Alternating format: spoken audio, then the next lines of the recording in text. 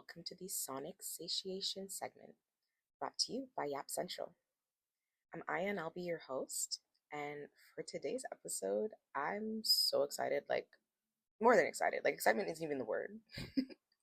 I had to record this twice because I was talking so fast in the last one, and I fear you guys would not have been able to keep up. And I want to make sure you guys are digesting as much as possible. That said, this is the first episode of this segment, and it's going to be about an album that literally changed my life. I know a lot of people say that, but I now realize that change isn't really for any other people to understand, but for you guys, I will try. Before I do, though, I have a disclaimer that I will include on all of my Triple S videos because in order for me to dissect albums, I realize that I use means that some people will not understand. And this year, I also decided that I will be reserving certain things for just like-minded people only. This isn't to be exclusionary, but I realize I don't like explaining myself too much. Over explaining is something that honestly wastes my time and wastes my energy. So yeah, this is just to save time.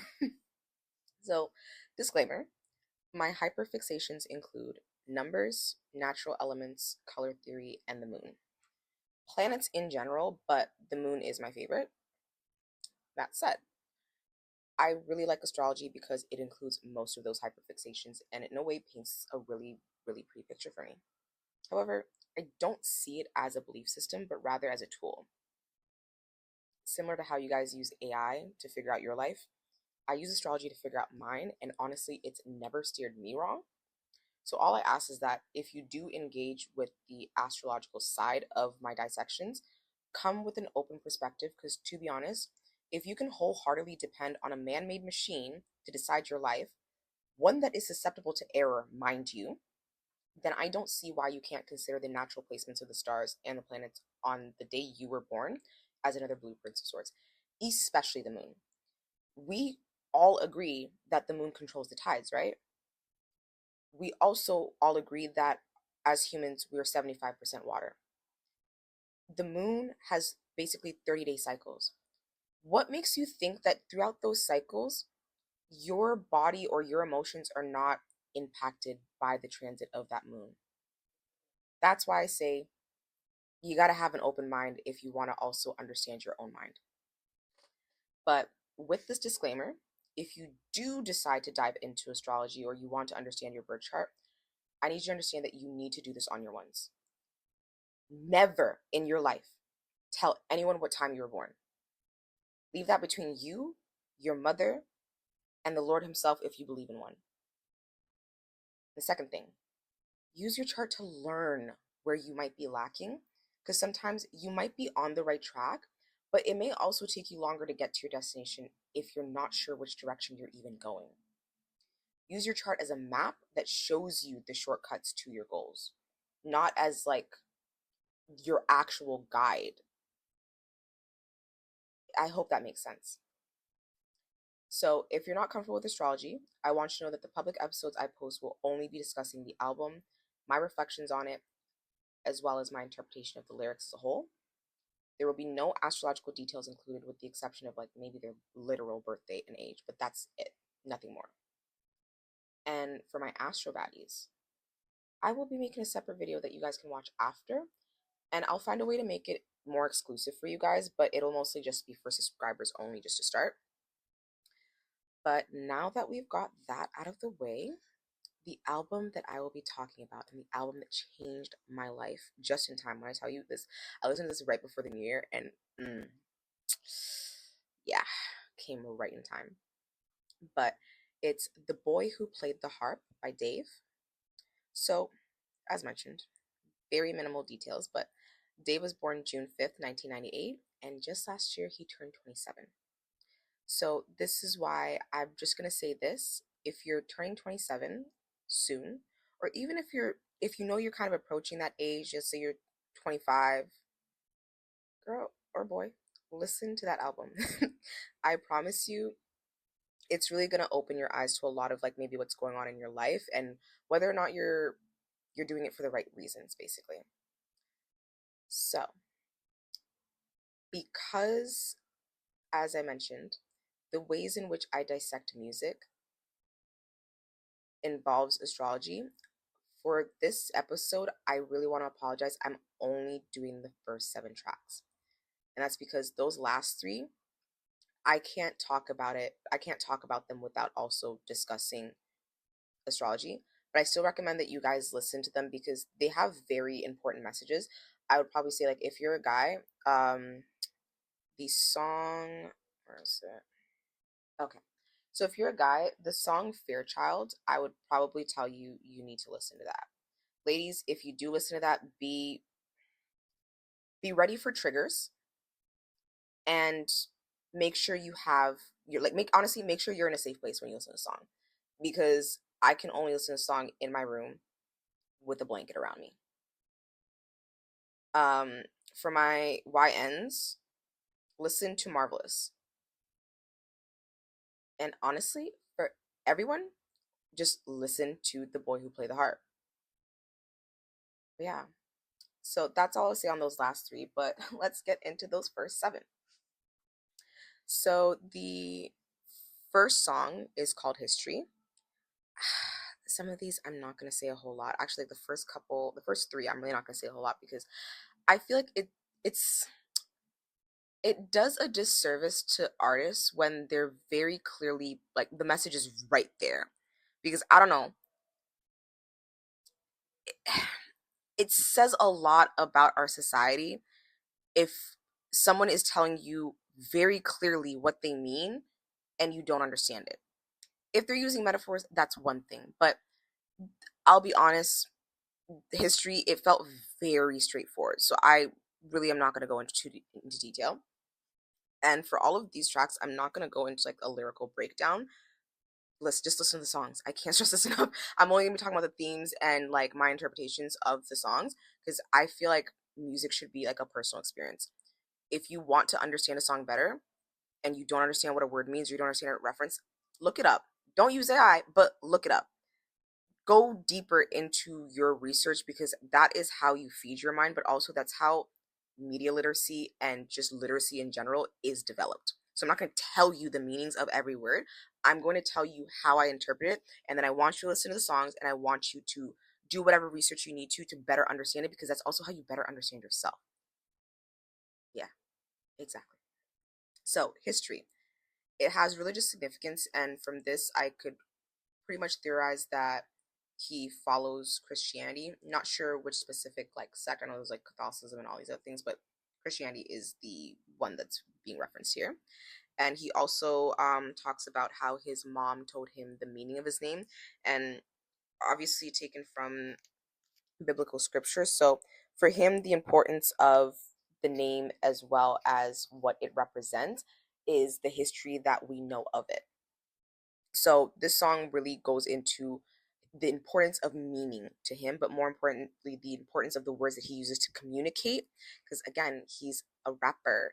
That means when he's putting pen to paper, he wants to make sure that every word that he's saying has purpose and meaning behind it. That's what I'm saying. History doesn't, I don't need to explain that. You just have to listen to it and you'll understand. The next track, 175 months. Yeah, so technically 175 months roughly adds up to about 14 and a half years, 15 years, yeah, whatever. Numbers in this song are pretty significant. For him, it's in relation to like ages as well as addresses of the people that he's referring to. And at the start of it, he's basically talking to his God and essentially praying for forgiveness and mercy. He mourns the loss of his friends at those different ages and the locations.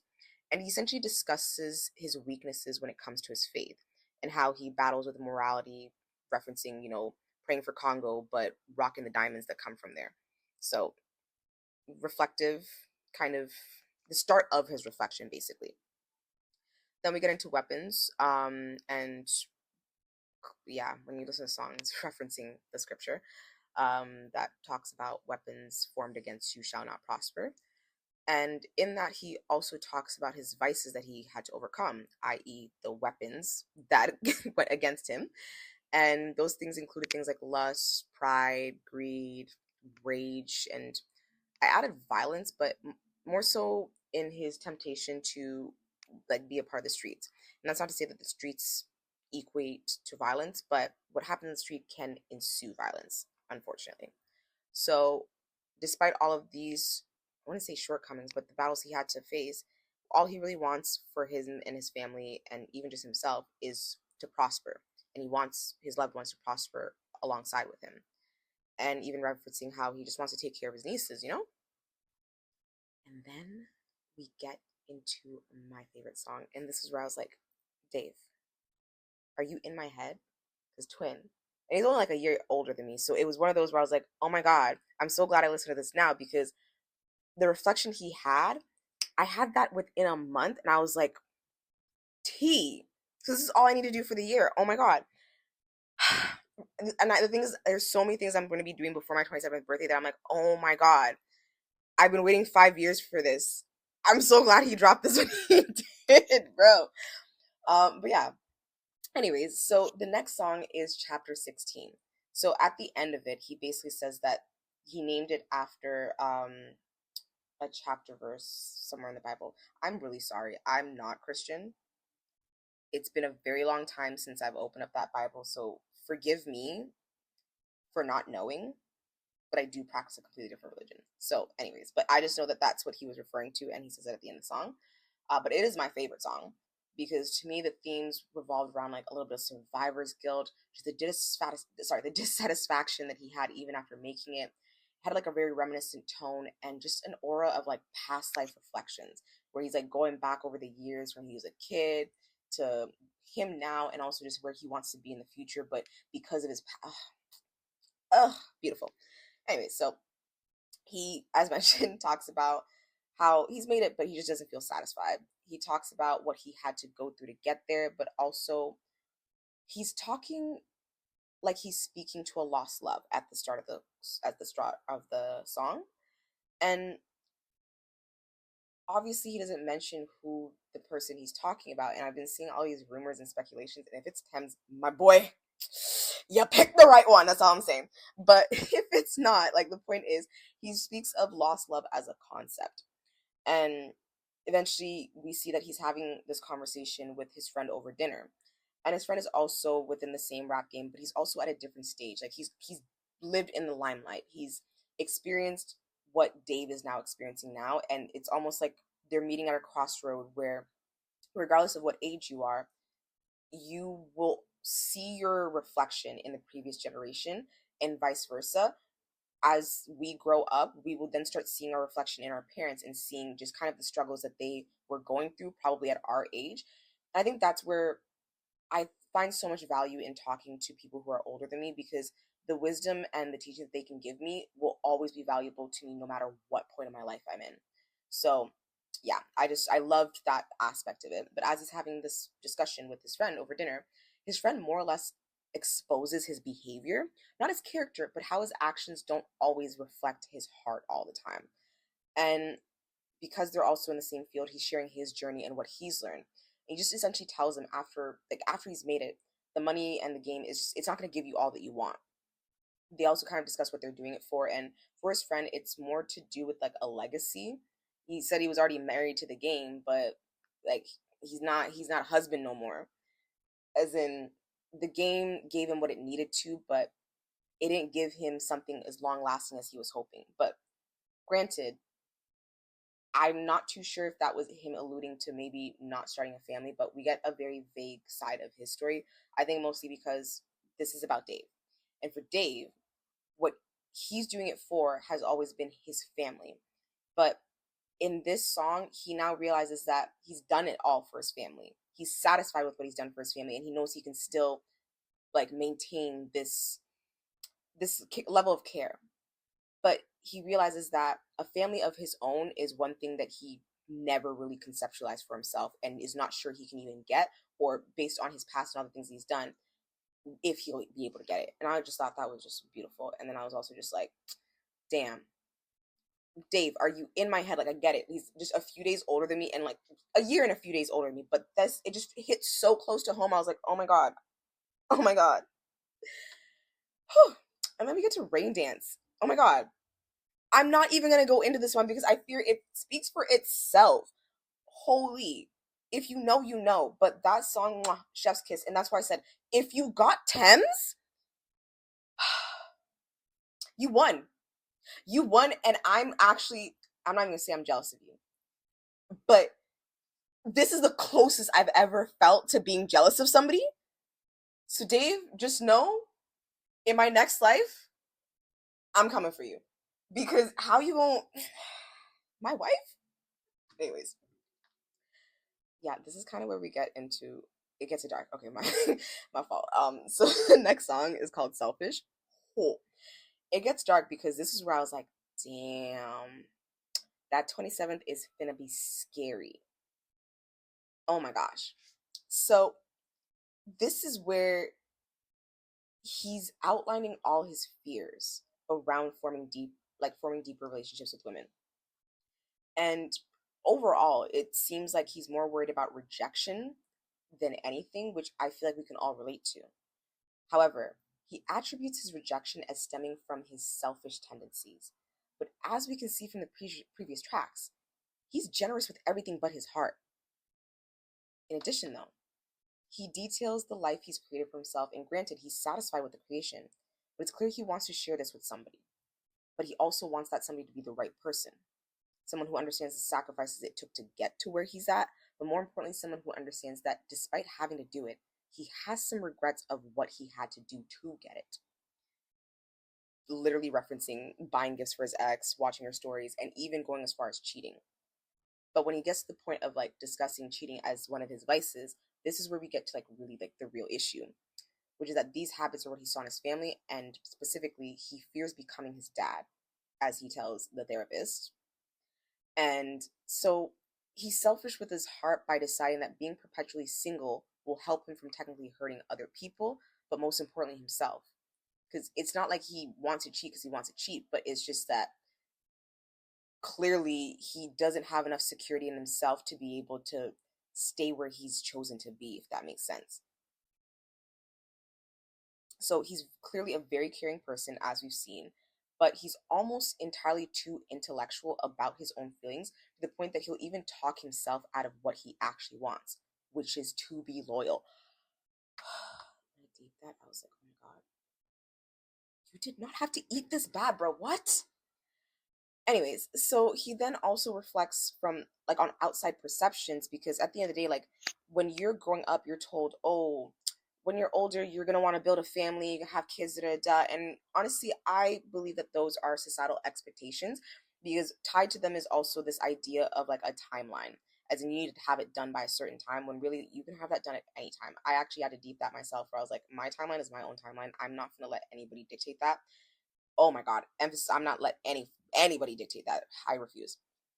All that to say, he kind of reflects on the outside perceptions, or perhaps the plans he had for himself, but maybe it fell to the back burner because he's been gunning for success. But he's saying things like, oh, he should have been richer by now, kids by now, started to build a life. He was feeling behind, and overall, he's kind of just detailing his commitment issues, abandonment issues, and he talks a lot. But at the end of it all, it's like he's saying, this is why I'm selfish. Because it's better to be alone than to put this onto somebody else. So he'd rather just be selfish with his heart than to share it and risk rejection of all of these sensitive emotions. And I was like, Dave, get the hell out of my head, bro. Like, who asked you to make this album? I'm glad you did, but like, holy, trigger warning next time. And to find out that there's extra verses on, I think, the vinyl, or I don't know, but I need to find it. I need to get it because, oh my god, beautiful. Like, just, this is a work of art that, oh, I want everyone to know and listen to this album. I love it so much.